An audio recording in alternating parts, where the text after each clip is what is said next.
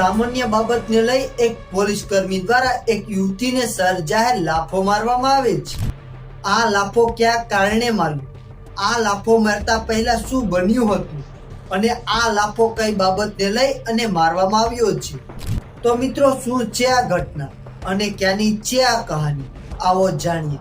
તો નમસ્કાર મિત્રો, હું છું રોહિત પ્રજાપતિ। તો મિત્રો આ ઘટના છે અમદાવાદના પાલડી વિસ્તારની, જ્યાં પાલડી પોલીસ સ્ટેશનમાં જયંતિભાઈ ઝાલા નામના પોલીસ કર્મી ફરજ બજાવે છે। જ્યારે હેડ કોન્સ્ટેબલ જયંતિભાઈ ઝાલા વાહન ચેકિંગની કામગીરીમાં હતા ત્યારે અમદાવાદના પાલડી વિસ્તારમાં આવેલ અંજલિ 4 રસ્તાથી એક યુવતી વાસણા તરફ જઈ રહી હતી। જ્યારે યુવતી સિગ્નલ ક્રોસ કરી રહી હતી ત્યારે હેડ કોન્સ્ટેબલ જયંતિભાઈએ યુવતીને રોકી અને તેમની પાસે લાયસન્સ માંગ્યું હતું। ત્યારે યુવતીએ તેમને લાયસન્સ આપ્યું હતું।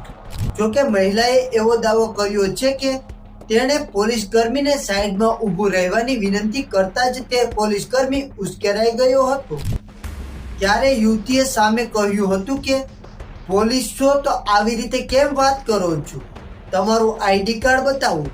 ત્યારબાદ પોલીસ કર્મીએ તેમનું આઈડી કાર્ડ તે યુવતીને બતાવ્યું અને આઈડી કાર્ડ પાછું આપતી વખતે તે આઈડી કાર્ડ યુવતીના હાથમાંથી નીચે પડી ગયું અને ત્યારે યુવતી અને પોલીસ કર્મી વચ્ચે બોલાચાલી થઈ।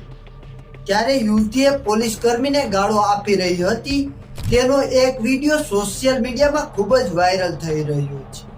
ગાળો બોલવાના કારણે પોલીસ કર્મીને ગુસ્સો આવી ગયો અને તેમણે યુવતીને જાહેર લાફો મારી દીધો।